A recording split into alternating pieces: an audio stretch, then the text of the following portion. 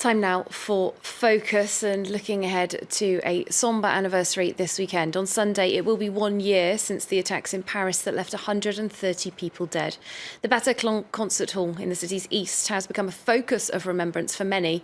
It's where 90 people lost their lives that night. The venue has since had a complete refit, and staff there are getting ready to reopen their doors one day before the anniversary.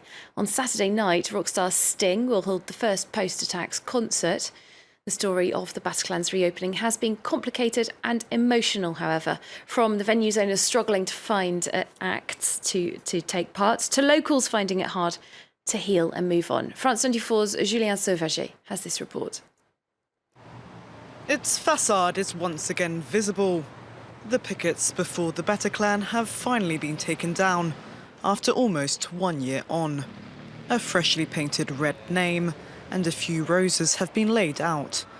A symbol, not just of Paris's November attacks, but also of the neighbourhood. Due to reopen the 12th of November, 1 year to the day since the massacre. We decided that we had to pick ourselves up and move forward, not let it dictate our future, and reopen the concert hall. And when we made that decision, we asked ourselves, how do we reopen? It was then that we made the decision to completely refurbish everything, change it all so that nothing remains from that night of horror, but at the same time keep everything that is the soul and history of the Bataclan. On cafe terraces in the area, it feels like nothing's changed, when everything has. Sitting here, in 6 of the area's cafes 1 year ago, 39 people lost their lives. Locals are slowly returning, despite the biting cold. At the start, it was difficult to come back, and even when we did, we were thinking lots about what could happen. It's odd. I won't say that we forget, because I never will, but we deal with it. There's no reason to be scared. I think that sadly this can happen anywhere. It's just like that. We just have to learn to live with it. Memories too painful to forget, but life must go on. Once flooded with flowers and notes of love, the sidewalks are now clean. A relief for many locals like Florence, who used to avoid these sites of mourning on her way to work. It was really hard walking through the area with all the commemorations laid out, flowers, candles. After a while it was really tough. But quickly, and despite everything, people were able to withstand it. People living here didn't change their routines. They stayed in the area, they continued to visit their usual shops, cafes and restaurants.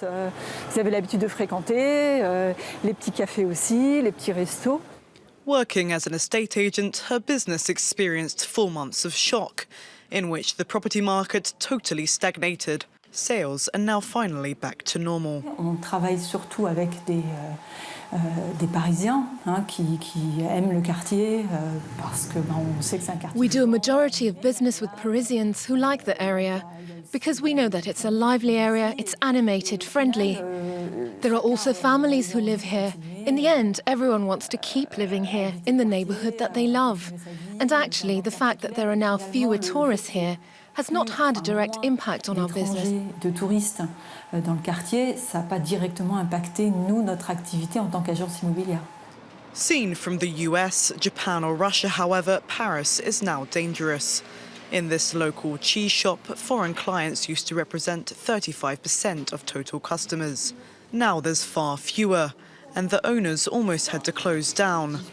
She keeps on a brave face, but this year has been difficult. It depends on the month. Turnover is 15 to 19% lower since the attacks.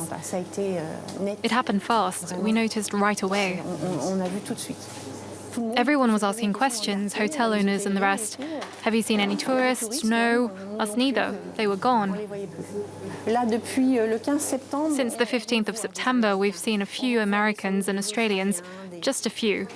A small change that's given us hope. Voilà, c'est un petit sursaut, mais il est là. Donc, effectivement, ça nous donne de l'espoir. A drop in tourists across the whole capital. This summer bore the brunt of recent attacks in France. Numbers fell by 12% in July to 20% in August. That's almost 2 million less than at the beginning of the year, and just in the Paris region. For many hotel owners, the situation is critical. This 3-star hotel lies 1 metro stop from the site of the carnage. To avoid shutting down, the owners had to innovate and change his strategy. This lack of demand means we have had to review our rates multiple times. Tariffs have been on a downward spiral in all the area's hotels, especially the 10th arrondissement, leading to a price war. In fact, gradually after the attacks, we chose to focus more on business clients and maintaining them so as to keep up trade.